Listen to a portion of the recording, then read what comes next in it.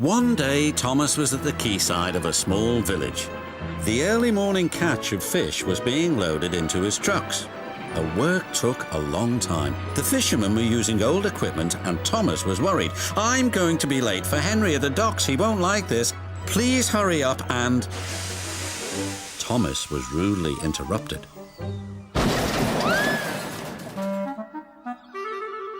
His driver and fireman laughed. "Phew," sniffed Thomas, "what a pong!" He was glad when they were speeding along the beautiful coastal run. As they approached the lighthouse, they saw a man waving a red flag. "What's the matter now?" "High tides are damaging the track," reported the man. "I've marked the spot." "We'll go and inspect," said the driver.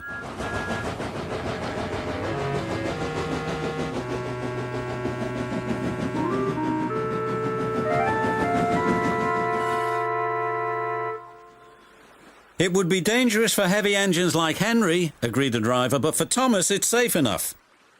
The guard left a red oil lamp by the damaged track to warn engines. "When we get to the docks, I'll tell them to close the line."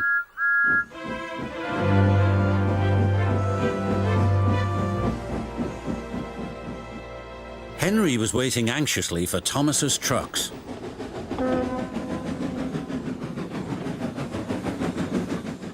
"Why, you're late, and that smell is making me ill." "I can't help it, it's the fish," replied Thomas. "And there's danger on the rails, that's why we're late." "Huh, you're the only danger on the rails, Thomas. Now stop wasting time and get your trucks hitched to my train." Thomas's driver and fireman were in the yardmaster's office when they heard Henry's whistle. There he was, steaming out of the station with his long, heavy train called the Flying Kipper. "What route is Henry taking tonight?" asked the driver. "The coastal run, it's the quickest." "But I told you, that's dangerous for a big engine like Henry." The yardmaster quickly phoned the signalman. Henry roared past the signal box. "I'll soon make up for lost time." The signalman was answering the telephone but couldn't hear the warning. By the time he did, Henry was far away in a cloud of steam. But when Henry reached the coastal track, his hopes for a fast run were dashed. Fog floated everywhere. "I can't see," cried Henry. Nor could his driver.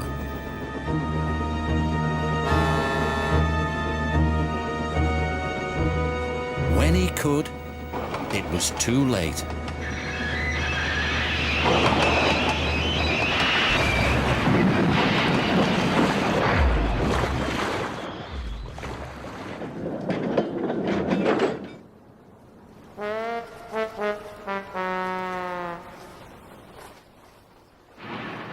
As soon as the tide was high enough, Henry was craned out of the water.